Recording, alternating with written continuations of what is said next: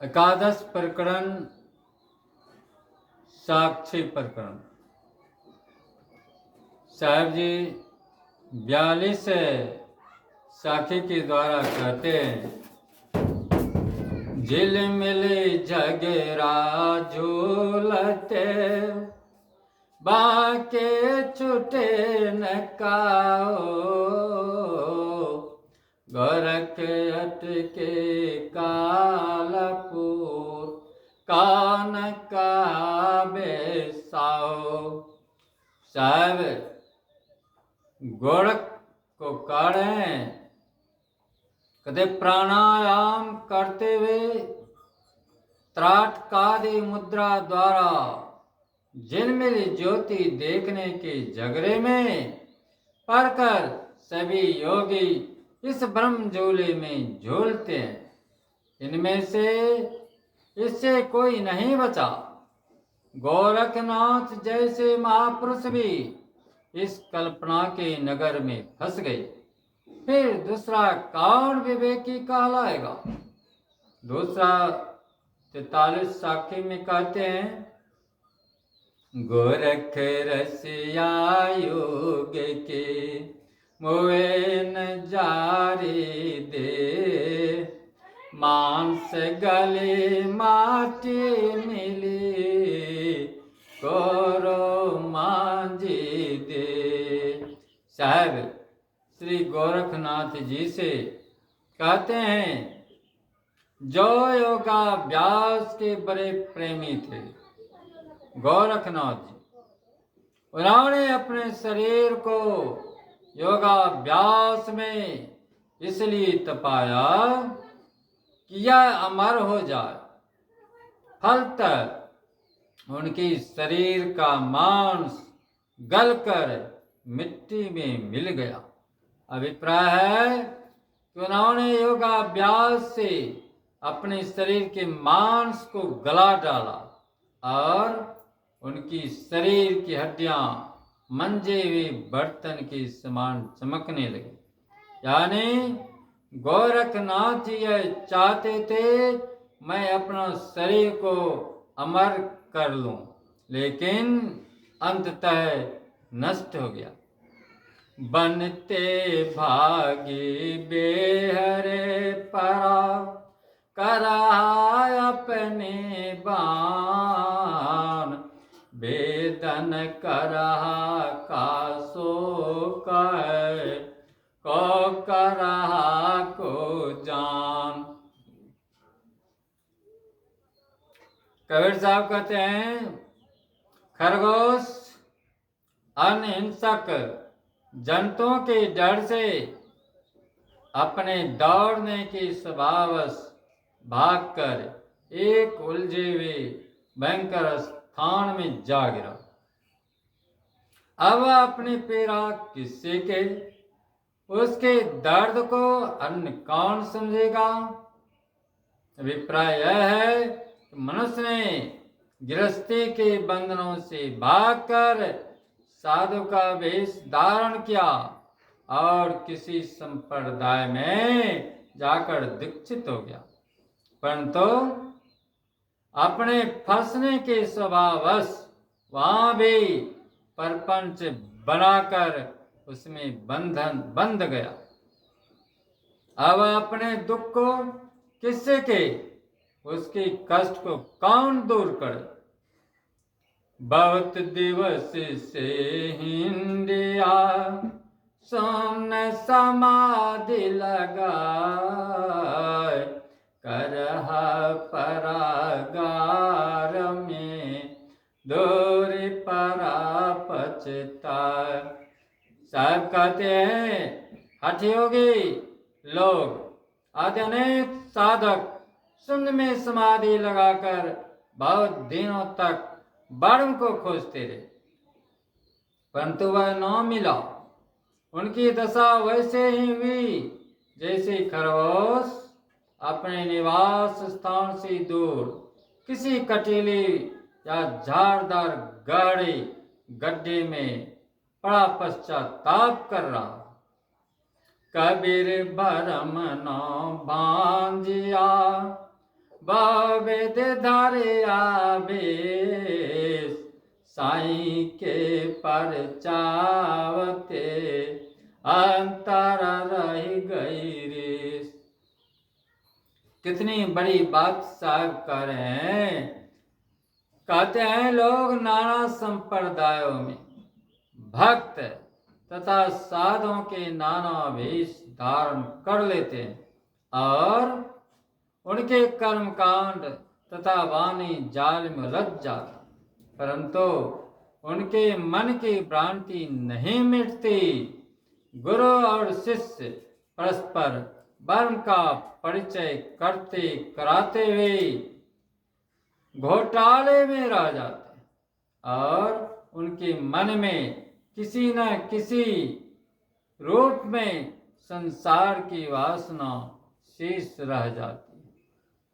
सदगुरु कबीर साहब कितनी बड़ी बातें कहते हैं इस साखी प्रकरण में। साखी 40 में कबीर बड़मनो बाजिया भवदी दरिया। लोग गृहस्थ छोड़ करके साधु का वेश बना लेते और साधु में चाहते हैं साधु वेश बना करके तो मेरा कल्याण हो जाएगा। वह तो गृहस्थी में डर के मारे वह भाग करके जाकर के किसी मत संप्रदाय पंथ में जाकर के दीक्षा ले लेते हैं और वे चाहते हैं कि मेरा इसमें कल्याण हो जाएगा। चाहे वही करे, क्या करे, पद देखिए कितनी अच्छी है। कबीर भरम नो बाजिया भगवती धरियावेश। मन का भरम तो भागा नहीं, मन से भरम जो है दुविधा जो है दूर नहीं हुआ और बहुविधि यानी विभिन्न प्रकार के रंग वेश धरते हैं। कहते साईं की परचावते अंतर रह गई रे।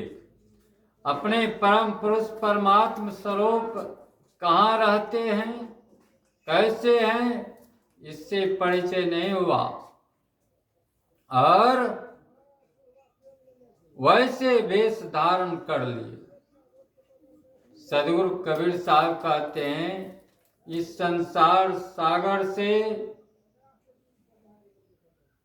पार जाने के लिए तो लोग अपने जड़ चेतन का परख नहीं कर पाते हैं और कर्म कांड में लग जाते, नाना प्रकार के कर्म कांड में लग जाते हैं। गुरु और शिष्य दोनों, गुरु शिष्य को ब्रह्म के बारे में बताते हैं लेकिन गुरु स्वयं ब्रह्म के बारे में पता नहीं है। साहब कहते बिन देखे वह देश के बात करे सो कोर, अपने खारी खात है बेजत फिरत कपूर। गुरु तो अपने बेचारे ब्रह्म के बारे में जानते नहीं, जो ब्रह्म क्या है, परमात्मा कहाँ है, उनके बारे में उन्हें अधूरा ज्ञान है और उस शिष्य को उपदेश करते हैं ये शिष्य मैं तुम्हारा उद्धार कर दूंगा। इसलिए गोस्वामी तुलसीदास जी भी आधुनिक युग के इस कलयुग के गुरु के बारे में लिखे हैं। क्या लिखते हैं, बहुत अच्छे रामचरितमानस में कहते हैं गुरु शिष्य बधिर अंधा कलेखा, एक न सुनाए एक नहीं देखा, हराए से सदन शोकन हरई, गुरु और चेला नरक में जाई।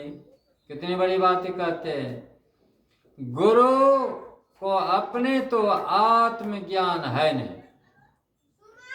उन्हें जड़ चेतन का सही से मालूम नहीं, ज्ञान नहीं, लेकिन वे शिष्य को चाहते हैं इस भव चक्र से, इस भव सागर से पार उतारने के लिए। तो वही गोस्वामी जी कह रहे, गुरु शिष्य बधिर अंध का लेखा, एक न सुनाए एक नहीं देखा।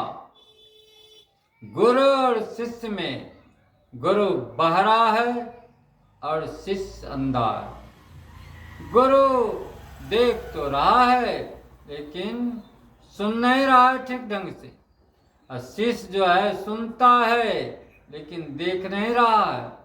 दोनों में यही बहुत बड़ा फर्क है। गुरु को तो अपने चेतन स्वरूप के बारे में ज्ञान नहीं, और शिष्य तो अंधा ही है, उसे क्या मालूम गुरु महाराज सही बता रहे हैं कि गलत बता रहे हैं। वो अपने ब्रह्म को पहचाने है या नहीं पहचाने, हमें तो जो भी कहता है सब सही मालूम होता है। यही बात है, हरे शीश धन सो कनड़ी, सो गुरु गौर नरक में पड़े। वह शिष्य का क्या मोक्ष करेगा या ब्रह्म के बारे में बताएगा। वो कहता है ऐसे गुरु जो है शिष्य का केवल धन हरण करता है, उनके बाह्य आडंबर में भर में पड़ा करके उसका भ्रम दूर क्या करेगा और भ्रम में डालता है। हरे शीश धन शोकन, उसका धन तो हर लेता है लेकिन शिष्यों का पीड़ा वह नहीं हर सकता है। इसलिए गोस्वामी जी कह रहे हैं गुरु और शिष्य दोनों को नरक लिखा हुआ है, दोनों नरक में जाएगा। कितनी बड़ी बातें कहते हैं। जिन्हें आत्मज्ञान नहीं, वे आत्मज्ञान का अगर उपदेश देगा तो अपने ते वे खार खा रहे, नमक खा रहे, और लोगों को बीच में जा कर के उपदेश दे रहे हैं जो मैं तुम लोगों को ब्रह्म से दर्शन करा दूंगा। बतलाइए कितना बड़ा झांसा दे करके इस संसार के लोगों को स्मृत कर रहे हैं। वही सदगुरु कबीर साहब इस साखी प्रकरण से कह रहे हैं, कबीर बरमनो बाजिया बावदी दरिया वेश, साईं के परचावते अंतर रही गई विदेश। साईं का तो परिचय हुआ नहीं, इसलिए दुविधा में इसका जीवन कट गया। एक अन्यत्र आपके उपनिषद के एक श्लोक है, इसमें कहता है लोग चाहता है से पुराण पढ़ने से अगर ये लोग परलोक के बारे में अगर नहीं जानकारी हुई, केवल दशा में नहीं पहुंचे, तो गरुड़ पुराण पढ़ते हैं, पद्म पुराण पढ़ते हैं, यानी नाना प्रकार के शास्त्र जाल में वह भ्रमित हो जाते हैं। कहते हैं भाई नाना मार्गे अस्तु दुष्प्राप्यम केवलम परम पदम, पतिता शास्त्र जालेसु, पतिता शास्त्र जालेसु। इसलिए सदगुरु भी कह रहे वही बात। परिषद कहते हैं नाना मार्ग का रास्ता पकड़ने से कोई केवलम परम पद का बारे में जानकारी नहीं है। इसलिए पतिता शास्त्र जालेसु, ज्ञानी लोग अज्ञानी लोग सब यही शास्त्र के जाल में पड़ करके वह भ्रमित हो जाता है। वह चाहते हैं यह शास्त्र को पढ़े तो वैकुंठ नहीं गए, दूसरे जाल को दूसरे शास्त्र को पढ़ेंगे तो मैं ब्रह्मलोक के बारे में ब्रह्म में मिल जाएंगे। पतिता शास्त्र जालेषु प्रज्ञातेन मोहिता, ऐसे महान से महान पंडित भी इसी मोह जाल में फंस करके अपने आप को भ्रमित और गलत रास्ते में चल करके अपने आप को ठगा जाते हैं। बोली प्रेम से श्री सद्गुरु देव की जय।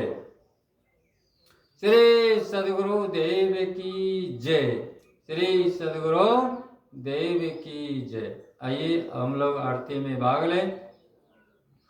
आए रहते के जय आता मैं पूजा सत्य पुरुष के और नहीं दो जाओ परम प्रकाश दीपाओ जियारा घट घट देखाओ प्राण प्यारा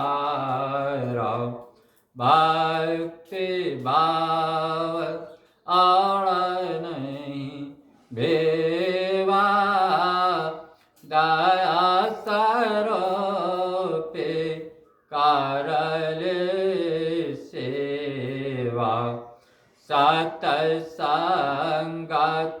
मिली शब्द विराजे धोखा द्वंद्व भरम सब बाजे काया नगरी देव बाए आनंद रूप सकल सुखदाई सन ध्यान सब को मन माना तुम बैठो तम यश स्थानो शब्द सुरत हृदय बसाओ कपट क्रोध को दूरी बहाओ कहे कबीर निज रानी संभारे सदानंद रे नर नारी आरती के जय आत्म पूजा सत्य पुरुष के और नहीं दूजा परम प्रकाश दीपाओ जियारा घट घट देखाओ प्राण प्यारा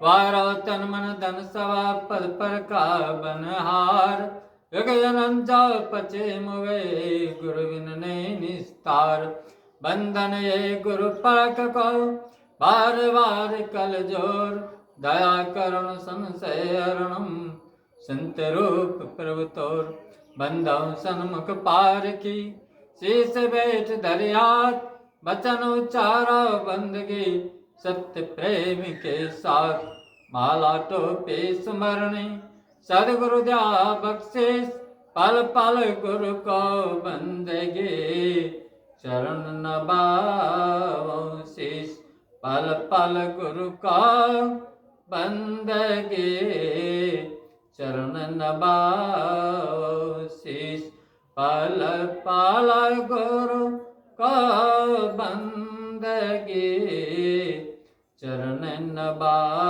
नबाओ शीश बौड़ी प्रेम से श्री सद्गुरुदेव की जय। श्री सद्गुरुदेव की जय। श्री सद्गुरुदेव की जय। संत समाज की जय। सत्संग मातम की जय। आज की समैया की जय। एक ग्राम बस्ती की जय। अपने अपने माता पिता की जय। गुरुदेव स्वामी की जय। बंदी चौर कबीर साहब की जय। सकल संत के साहिब बंदगी साए बंदगी, साए